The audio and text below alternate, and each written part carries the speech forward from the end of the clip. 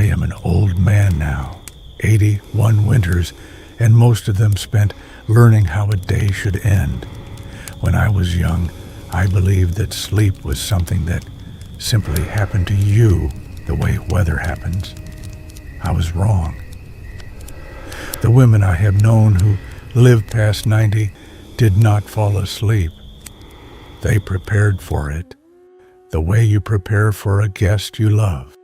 So let me sit with you a while. Tea between us, the lamp turned low.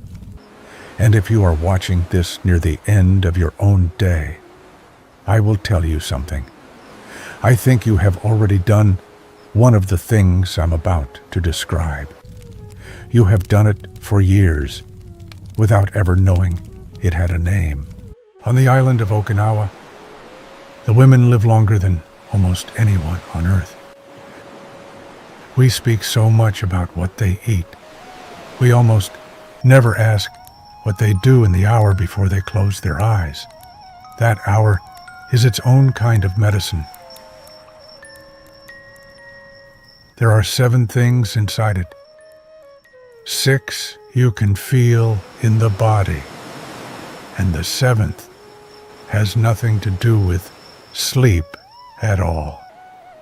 I will come back to it near the end. Stay with me until then. My grandmother warmed her feet every night of her life, a wooden basin by her chair. The water as warm as she could stand, even in the cold months, even when her hands ached and the fire was low. She said the warm water was where she set the day down. In Japan, there is an old name for this. Ashiyu, the foot bath. You do not fill a tub or undress. You simply rest the feet in warm water, slow and unhurried, an hour or so before bed. Maybe you have felt something like it without being told. The way warm feet make the whole body grow heavy and the eyes grow kind. That is not weakness. That is your body getting ready. When researchers gathered every good study on warming the body before sleep, they found the same thing again and again. Warming the body an hour or 2 before bed, even only the feet, helps people fall asleep faster and sleep more deeply. Heat the feet, then let them cool. The cooling is what carries you down into sleep. There was an old monk in the village above ours. At dusk he would walk the halls and lower every lamp, one by one, until the temple held only a small gold light. My mother did the same in our home. As a boy, I thought it was thrift. I understand now that it was wisdom. In the last hour, the Japanese home grows dim. One low lamp, the color of a candle flame, not the hard white light we flood our rooms with today. I know how it is in your house. The television talking, the bright kitchen, the little glowing screen held close to the face. The world keeps its lights burning. And yet, your body still keeps the older time. Bright light in the evening holds back melatonin, the very signal that tells the body that night has come. So in the last hour, let the light go low and golden. Put the bright screens away.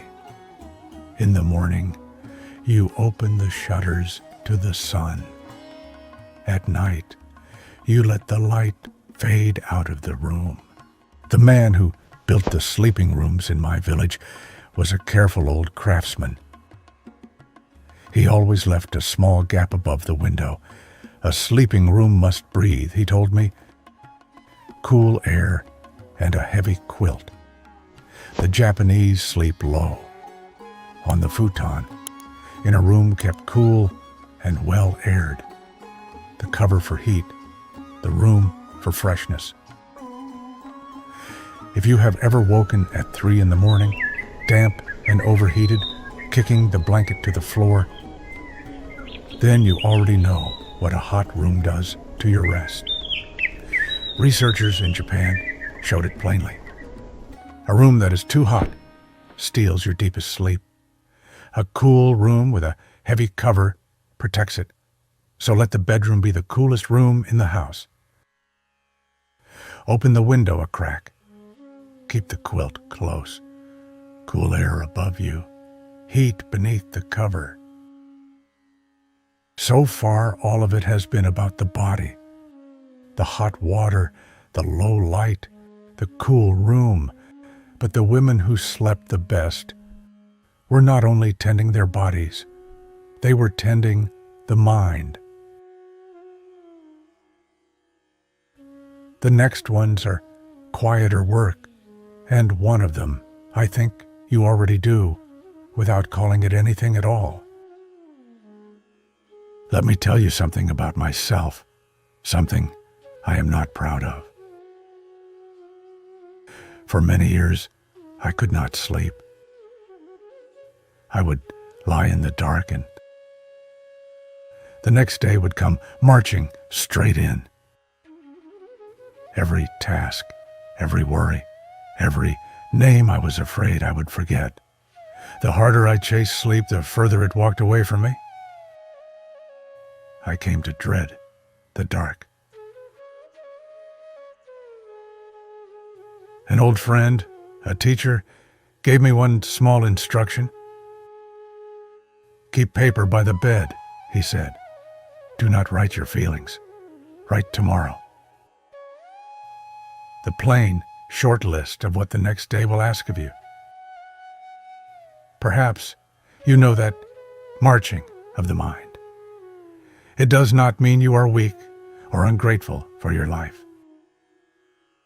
It means the day has nowhere to go, but in circles, around and around. So give it somewhere to go. In a sleep laboratory, the people who wrote a short list for tomorrow fell asleep faster than those who only lay there turning it over. And the more exact the list, the faster sleep came. 2 minutes. A few plain lines of what tomorrow needs from you. Then set the pen down and let the paper carry it through the night so that you do not have to. My neighbor was a woman who sold vegetables at the market into her 80s. She had a habit I used to tease her for. Every night before bed, she would roll her shoulders and open and close her hands, slow as honey poured into winter. It was not exercise. It was not the morning movements. It was a slow loosening of the neck, the shoulders, the old working hands. Your body carries the whole day in your shoulders. You feel it gather there by evening, that ache, that tightness. It has been waiting all day for you to set it down. When researchers compared kinds of movement in older people, it was the slow stretching, not the hard exercise, that improved their sleep the most. So a few unhurried stretches before you lie down. Easy, never straining. Let the shoulders drop. Let the hands open. I keep one rule now that I will not break. The same hour every single night. My friends laugh at me. Even on a feast night, with the sake still pouring, the old man rises and goes to his room. Let them laugh. In the morning, I wake clear, and they do not. The Japanese have a phrase for this: Kisoku Tadashi Seikatsu, the ordered life. The hour you lie down is not chosen fresh each evening. It is kept, like a promise. I know how the world pulls at that hour. One more program, one more chore, one more pull of the glowing screen, and then the body never quite learns where the night begins. In a study of nearly 61,000 people, most of them near your own age, it was not how long they slept that mattered most. It was lying down at the same hour, night after night. So choose your hour. Keep it, even on a weekend. Your body will learn to come and meet you there. And now the last one, the one I promised that has nothing to do with sleep itself.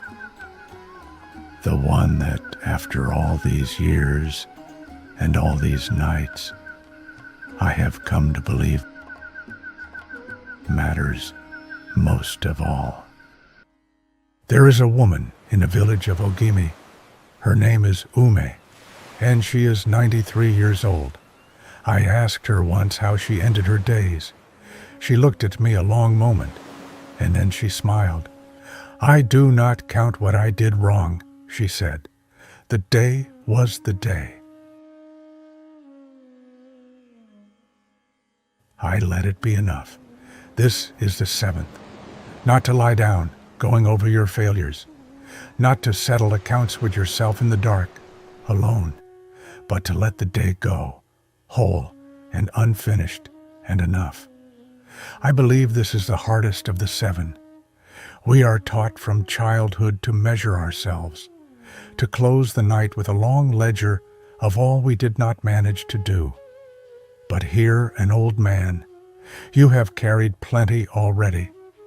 You do not have to carry the whole day in with you, into your sleep. I have no study to give you for this one. Only the eyes of a woman of 93 and everything they have watched come and go. So tonight, when you lie down, let the day be the day. Let it be enough. That is the seventh and the greatest."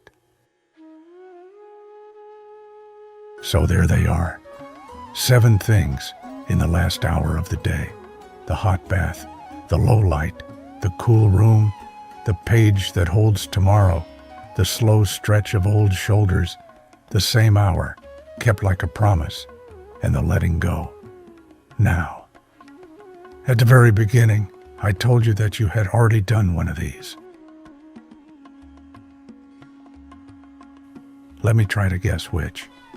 If you keep one low lamp burning at night, if your bedroom is the coolest room in a house, if you go to bed near the same hour without even thinking of it, if, on some nights, you simply let the day be done, then you are already living the way these women lived.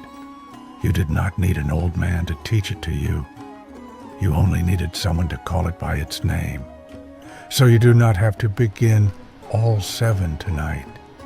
Choose one, only one, and begin it this very night. I am only an old man sharing what one long life has taught him. If any of it was of use to you, then stay with me a while. There is more I would like to show you. Once we began together with the first hour of the morning. Tonight we have ended with the last hour of the night. Soon I want to sit with you about the rest they took in the middle of the day. The small sleep that the longest lived never once gave up.